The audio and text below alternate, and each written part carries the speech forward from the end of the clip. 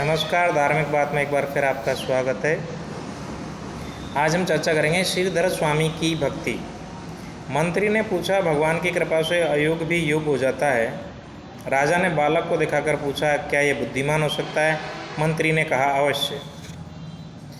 श्रीधर स्वामी का जन्म दक्षिण भारत में हुआ। इनके माता पिता का निधन बचपन में ही हो गया, इसलिए वे पढ़ लिख नहीं सके। इस कारण उनकी प्रतिभा भी स्फुटित नहीं हो पाई।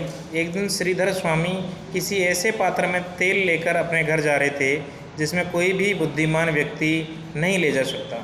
संयोगवश उसी रास्ते में नगर के राजा और मंत्री भगवान के विषय में बात करते हुए जा रहे थे।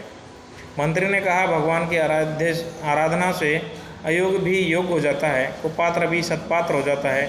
तभी राजा की दृष्टि श्रीधर स्वामी पर पड़ी। उसे देखकर राजा ने मंत्री से पूछा कि क्या यह बालक भगवान की आराधना से बुद्धिमान हो सकता है? मंत्री ने बड़े विश्वास के साथ कहा, अवश्य। परीक्षा के लिए राजा ने बालक को भगवान की आराधना में लगा दिया। अब श्रीधर स्वामी सर्वतोभावेन भगवान की उपासना में लग गए।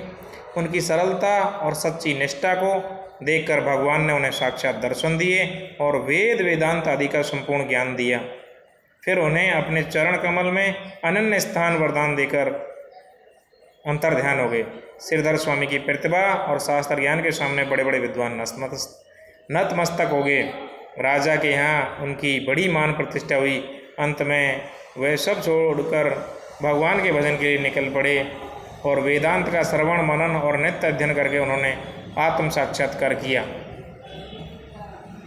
ऐसे थे श्रीधर स्वामी और उनकी श्रीधर स्वामी जी की भक्ति। धन्यवाद।